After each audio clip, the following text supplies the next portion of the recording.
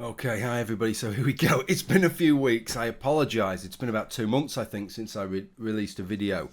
Lazy sod, I am. But I want to talk to you today about something that I think you will find is interesting. This is one of the most amateurish policies that I think I've ever read. It's by USA Gymnastics, who, it will not surprise you to learn, are responsible for gymnastics across the United States of America, and their policy for transgender and non-binary athlete inclusion. That's what I want to talk about. This is not what I planned to talk about today. If you want to know what I plan to talk about in a video, have a look in the footnotes and you'll see what I plan to talk about and why that video is delayed. But this is interesting stuff, I think. Just let me get the elephant in the room out the way. Yeah, a change of image forced by my eyesight going. I've got to 48 years old, but now I finally need reading glasses. On the plus side, I think it maybe makes me look a little bit more intellectual, a little bit closer to how intellectual I wish I was, rather than how intellectual I actually am. It also means that I can read the things that I'm trying to read without it feeling like I've had 5 or 6 pints of strong beer before attempting to do so. Look, I want to tell you about this document, and really I'm going to pull it to pieces, but let me just say in advance, I think there are a couple of positives. The first is that I think there were some good inclusion strategies in this document, or at least acknowledged issues such as changing facilities, toilet facilities, the outfits and attire that gymnasts are intended to wear, and how that can butt up against athletes who are transgender or of non-binary identities. They also acknowledge non-binary people, which a lot of the conversations in this whole arena have failed to acknowledge. We have this business where effectively we've segregated sport on the grounds of biological sex, but unfortunately, due to the historical context, we still use the labels men's and women's, boys and girls, which doesn't account for the fact of people with non-binary identities. When I saw that they were including this, I was really hopeful. Unfortunately, the way that they've chosen to manage that is possibly the worst aspect of what is a pretty awful document. I don't want my channel to be dominated by these things, which is why I did not discuss World Rugby's document a couple of months ago. But World Rugby and what World Rugby did is light years away from this. They had a huge process, and I'll show you in the background some of the pages from their document to show you just what a professional and in-depth document that is. They had a process where they had representations from all sides. They had people from all sides come to a full weekend's conference where they presented their cases, their scientific and social arguments across the spectrum, and then they've created this huge, well-resourced, well-referenced document outlining their position and how they've arrived at the conclusions they have. Even if you don't agree with their conclusions, you cannot fault the process, at least, that they've tried to undertake there. Effectively, what has happened, it is almost as if World Rugby wanted to commission a painting, and they commissioned Rembrandt van Rijn to paint them a masterpiece in oils, or at least the ghost of Rembrandt, and then USA Gymnastics has looked across the table and said, "Hold my beer," and has then grabbed a big ass handful of wax crayons and just smashed it across a piece of paper and gone, well, there's our equivalent, because they are like night and day.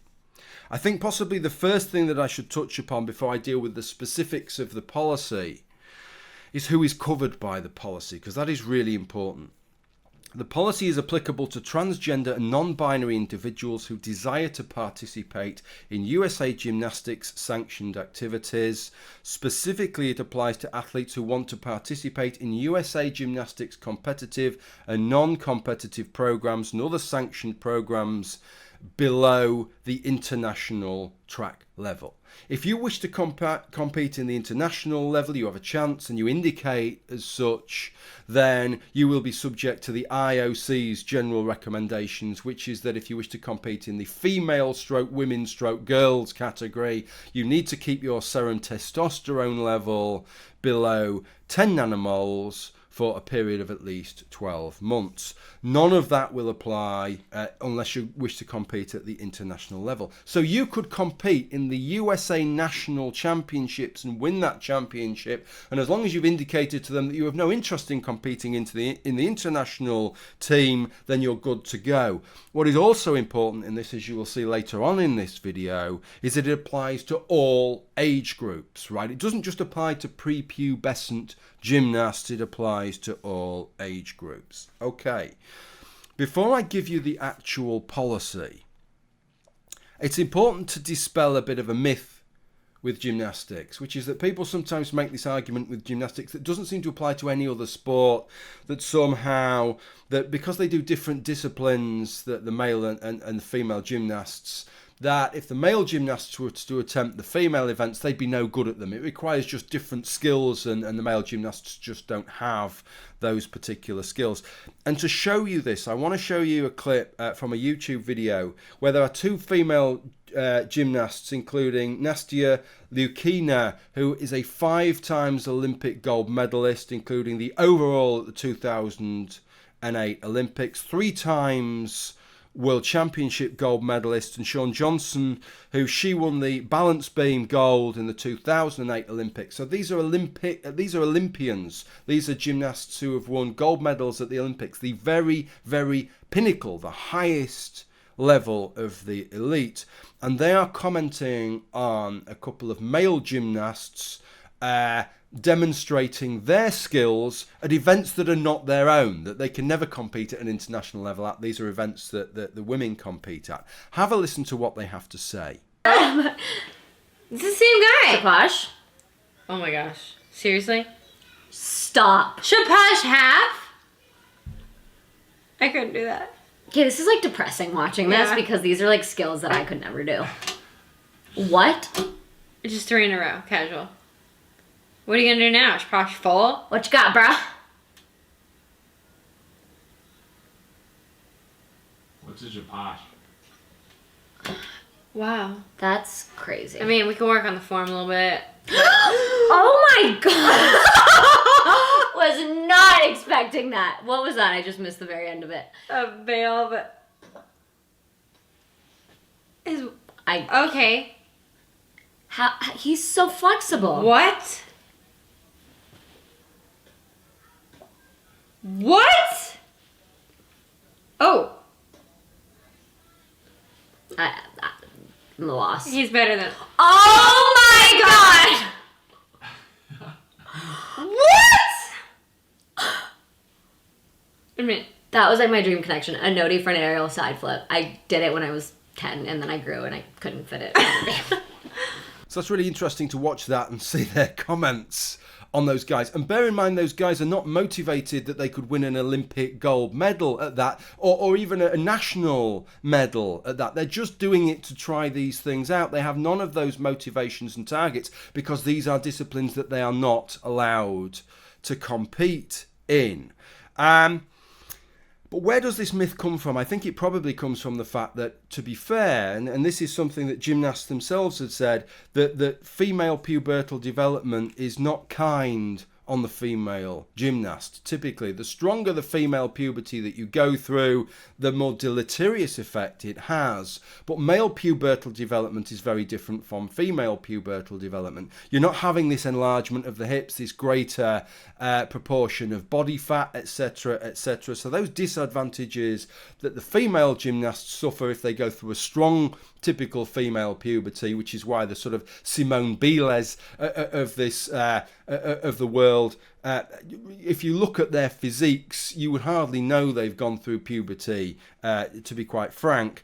So the male body and male puberty does not suffer from these disadvantages. So if you look at the sort of average age of female athletes who are winning gold at the Olympics, and bear in mind the minimum age is 16, used to be 14, so then maybe would it be even younger than this were it not for those minimum ages. When you look at the male athletes who have won the overall in the gymnastics, they're all in their 20s. They're not 15 or 16-year-olds. They're all typically well into their 20s. So potentially you've got this body here of male athletes in their 20s that would be very, very good at some of these female events because they have that extra strength with none of the disadvantages of female pubertal development. That's important to bear in mind now as I read you the transgender and non-binary categories and corresponding policy. This is what it says. Transgender and non-binary athletes in levels below the international track level are permitted to compete in the gender category with which they identify without restriction. So the policy is that if you are a male, biologically male athlete in your 20s, if you identify as a woman, then there is no restriction whatsoever. You just compete as is in the female category alongside these 15 and 16-year-old athletes who have maybe less than a half or a third of your physical strength. Then goes on to say this, and this is the really eye-opening bit. Non-binary athletes. USA Gymnastics does not currently provide competitions specifically for people whose gender identity is non-binary. However, USA Gymnastics aims to be inclusive for everyone and will strive to support the fair participation of non-binary participants, which includes, for example, allowing non-binary athletes to choose a gender category to compete in for the season. Wow. So let me just first pick apart what it says that. What they've said is they do not currently provide competitions specifically for people whose gender identity is non-binary. The problem with this is that sport does not intend to provide categories for people based on their gender identities at all. We may sometimes talk about boys and girls or men's and women's events, but these are just proxies for male and female events. That is the intended axis of segregation, with the intended protected category being biological femaleness, not people who identify as girls and women. So it's a nonsense to suggest that there is a competition specifically for women or girls or one for men and boys, because it is biological sex and not gender identity that is being referred to here. So there is an issue using those labels, boys and girls, men and women. I acknowledge that. I've acknowledged that for the last couple of years now, but that is not the same as saying there are specific competitions for men and women or for boys and girls. It's for males and for females. And it would be absurd to have a category for non-binary people, because non-binary people is not a category that has any physiological impact upon sport whatsoever. And yet we have a situation here where if you identify as non-binary, you can just pick to compete however you want. And whereas typically, let's say a biological male in his 20s who wishes to identify as a woman, who identifies as a woman, you would expect them to do certain things differently. You would expect something, wouldn't you? Not just for them to just carry on their lives exactly the same as they always have done.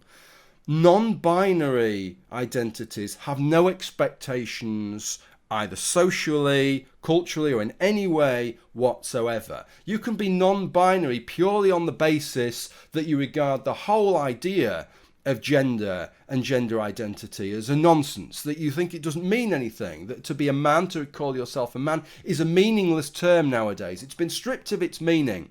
People say, for example, well, what is a man? A man is somebody who identifies as a man. It's just some kind of self-referential mush.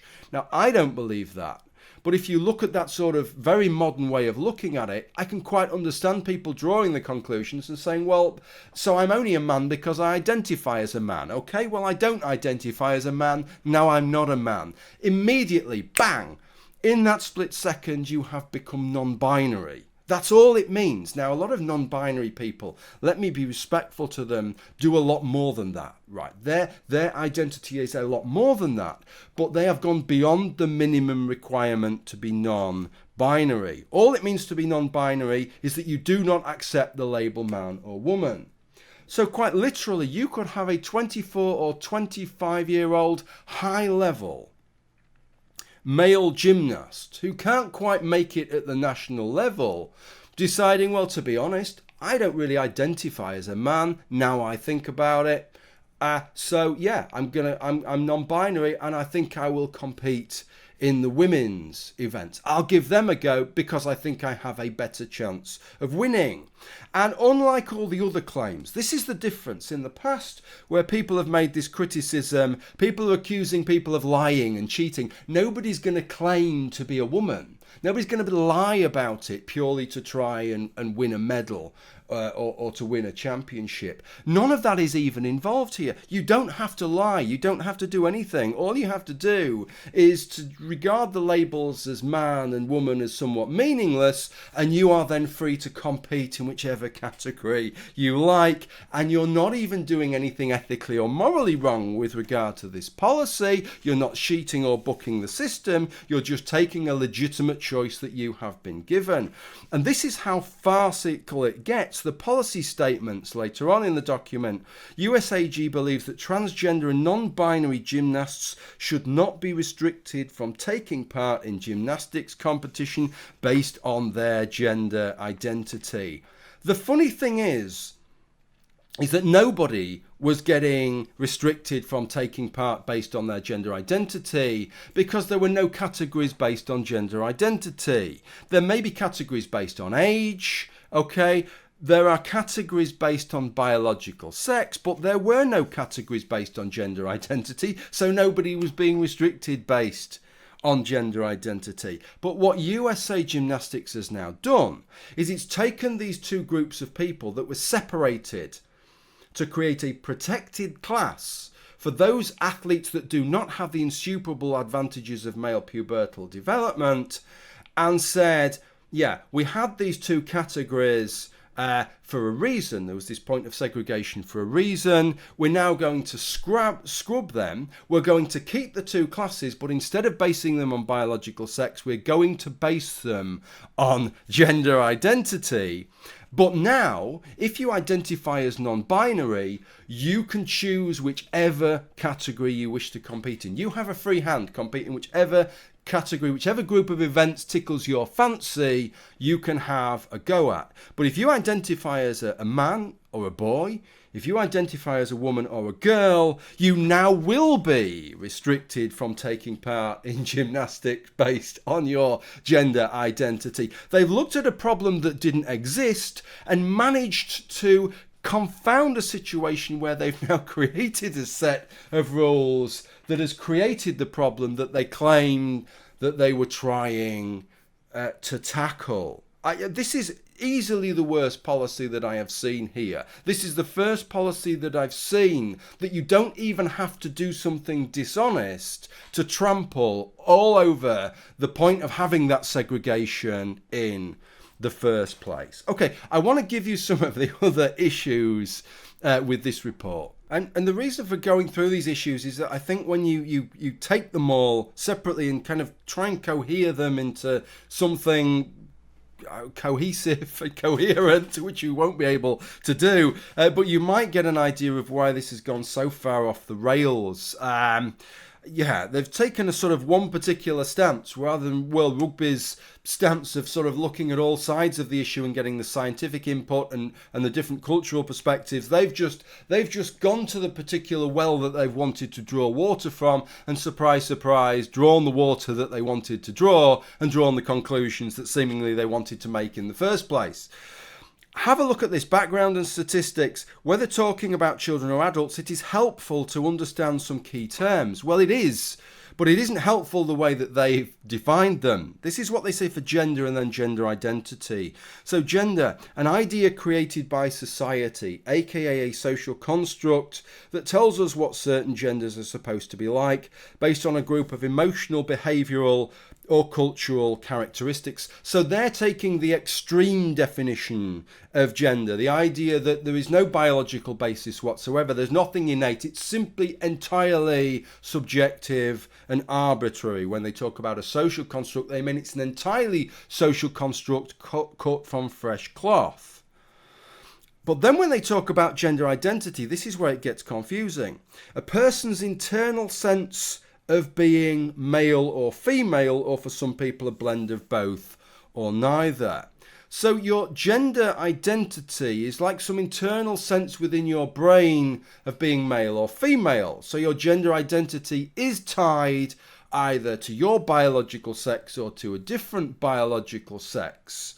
So if my gender identity corresponds to maleness, that makes me a man, but being a man has no relation whatsoever to maleness. It's just a set of arbitrary cultural expectations and norms with no innate or intrinsic component whatsoever. This is an absolute load of garbled nonsense. If gender identity has some of its basis in biological sex, then gender has to have some of its basis in biological sex. It cannot be, one of them cannot be entirely cultural and arbitrary and the other one based upon some innate sense that there is such a thing as maleness and femaleness and masculinity and femininity. You simply cannot have it both ways. And if you have this kind of confusing thinking from the start, then you're going to get confused thinking all the way through. They then have a section, why do we need a transgender and non-binary athlete inclusion policy? And they quote two references here. One of them is the old canard, the systematic review of sports participation and sports policy. Bear in mind we're talking about physiology, we're talking about sports performance, and they are quoting a review into sports participation as one of the two documents. If you remember, and I'll give the link in the footnotes, I did a video where I went through that particular document. And what these things are referring to is that the writers of that systematic review gave their opinions on something which was not part of their review, which was the physiological performance differences between males and females. That was not part of their review, and they had not referenced that properly, if at all. I think there was one document out of about 40 they'd considered that had any relevance whatsoever. And that is as close as this entire USA Gymnastics report has got to considering the science. The other document they list here is on transgendered athletes, fairness and doping, an international challenge, which is written by somebody called Sarah Teetzel. And I had a look at some of her documents, and it's quite easy to see what perspective she is coming from. She's very, very much from the pro-inclusion at all costs side, and fairness and physiological differences, there aren't really many of them, and it's all about fairness and inclusion, really. Let's not worry about anybody having an advantage, which is fine. And if you look at World Rugby, they included viewpoints like that, but they balanced them with other viewpoints. It wasn't the totality of what they considered, whereas what we have here is that, and then this resources list. Right. I want you to compare this resources list to the references in World Rugby's document, which I will show you. It's a long and weighty thing, right? It's like Ebenezer Scrooge's chain. It's a long and weighty thing. If you compare it to this, GLSEN Safe Space Kit, Gender Spectrum, Video on Young Athletes' Gender Affirming Experiences in Sport, The Trevor Project, GLSEN Transgender Inclusion in High School Athletics, ACLU 4 Myths About Trans Athletes Debunked. This is the kind of thing some progressive woke twat on YouTube would include as a resources list, not the kind of thing you would expect from a national, high-level national sporting federation. It's absolutely, it's mind-boggling that is about as far as they got, and they thought that was good enough. And lastly, I want to read you from this, from their FAQ. Number one, do transgender athletes have an unfair advantage? How do we make sure competitions are fair? And I think this highlights the crux of where this entire thing falls down. This is what they have to say in response to that. Prepubescent athletes of all sexes have very similar strength and flexibility characteristics that would not provide an advantage, even within a sex. There is a wide range of difference among athletes. Some are shorter, some are more flexible, some are more coordinated, and some are stronger. Additionally, all children experience the onset of puberty at different times, between 10 and 16 years old. Individuals of the same age can be 4 to 5 years apart developmentally, leading to a natural variation even in cisgender athletes. Trans athletes who begin hormone therapy should experience physical maturation changes during puberty in ways consistent with their cisgender counterparts. Okay. Well, other than the fact that they've done the whataboutism, the not everybody is the same, so why does it matter? Which is a fine argument if you want to say let's not have male and female sport at all, because hey, not all women, not all females are the same, not all males are the same, so why can't everybody just compete together? Not only have they made that argument, but note, they're talking about prepubescent athletes of all sexes having very similar strength and flexibility characteristics. Yes, and this is not a policy that just applies to prepubescent athletes. If you looked at the successful, the top tier male gymnasts, they are in their 20s. These are not prepubescent athletes. And if they choose to identify as non-binary and compete with the female athletes, they're still not going to be prepubescent athletes. This is not a policy just for prepubescent athletes. So how can you demonstrate the fairness of the policy just with reference to the physiological lack of difference in prepubescent athletes? It doesn't make any sense. If this was a policy for people under 14 years of age, then it would not be a problem. But it isn't. It is a policy for adult gymnasts and not just prepubescent gymnasts and gymnasts that are going through puberty. It is mind-blowing, A, that would be their reasoning, and B, that being their reasoning, that they would have the gall to make that public. Because it's so obviously, manifestly fallacious, and manifestly is going to lead to the most erroneous of conclusions. In this case, the conclusion that quite simply all you have to do is be somebody who decides that really the category of man is a bit of a nonsense and that you're not prepared to accept it for yourself, and now suddenly you are free to compete in a category that was never intended for you and was specifically designed to ring fence the people who don't have your characteristics of male pubertal development just from people such as yourself. That is a nonsense, and it's kind of concerning to me that any sporting body would regard this. I mean, how is this even taking place? Surely there must be some checks and balances within organisations that have been successful as USA Gymnastics, that they shouldn't be coming out with this nonsense. Okay, interested to know what you think about this. Hopefully before the end of the month I will have the information and have collated and created the video that I'd hope to make today, which is on a very different subject, but I hope many of you will find it interesting. It's looking at the business of our attitudes towards diversity in terms of race, ethnicity and religion, and finding that at least within the UK we are far, far more accepting with regards to race and ethnicity than we are with regards to people of other religions, and generally the more religious you are, the less accepting you are in that case. So it's kind of interesting. That'll be a really interesting report to go through, I think. So I hope you'll look out for that. I hope you've enjoyed the material in this video. If you have anything to add with regard to this, then please feel free to do so in the comments. I apologise to you all for not having made any videos for the past 2 months, and I apologise especially to the people who support me, particularly those who support me through PayPal, because they are paying a fixed monthly payment. So I apologise